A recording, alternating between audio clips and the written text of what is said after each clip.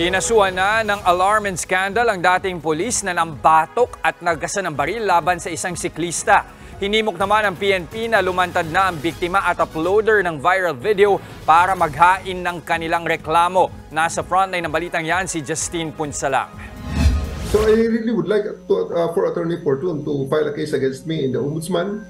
Ito ang direktsahang hamon ni Quezon City Police District Director Brigadier General Nicolas Torres abogado si Attorney Raymond Fortune. Kasunod yan ang akusasyon nito na ang General ang tumulong kumbinsihin ng uploader at siklista na huwag nang magsampa ng kaso laban sa retiradong pulis na si Willie Gonzales. Giit ng General, hindi niya personal nakilala ang retiradong pulis. Hindi ko siya nakilala nung kami nasa serbisyo pa, hindi ko rin siya nakasama. And I just found him, I just met him nung siya isumurrender sa akin. Kaya napaka-baseless naman nung accusation. That's crazy.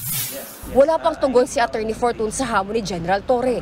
Pero kinwestiyon din niya ang ginawang papresko ng QCPD nang iharap nito sa media si Gonzales noong weekend na tila VIP treatment pa.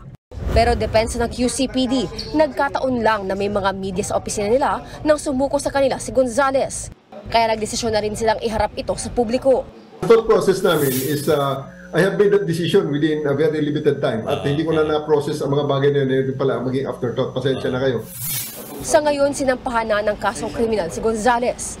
Mismong mga kawani ng PNP ang naghain ng alarm and scandal dahil sa paglabas at pagkasa nito ng baril sa nakagitgitang siklista sa Quezon City. Pero pwede pa raw yan madagdagan. Yung iniintay lamang po natin sa tulong na rin po ng kanyang abogado na mag-execute po ng complaint ito pong kanyang biktima para makasuhan din po natin siya ng additional case ng grave threats and other appropriate criminal offense.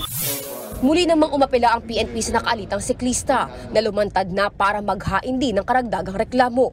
Huwag matakot, don't be intimidated, come out in the open and kasama natin sa pag-build up ng case is his statement. Samantala, kinumpirma rin ng PNP na hindi lang nagretiro kundi nasibak din sa serbisyo noon si Gonzales. Na-dismiss si Gonzales dahil sa grave misconduct.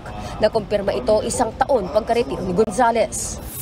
Mahigit 20 years po siyang nagserbisyo, sir, kaya malaki din po ang nawala sa kanya as a result ng kanyang dismissal from the police service. Kaya po stop kaagad yung kanyang retirement benefits nung na-deny po yung kanyang motion for reconsideration at naging final po yung decision ng kanyang dismissal from the service po. Nagbabalita mula sa frontline, Justine Punsalang, News 5. Mga kapatid, Jess De Los Santos po, maging maalam at may pakialam sa mga napapanahong balita sa bansa. Tumutok at mag-subscribe sa News 5 social media pages.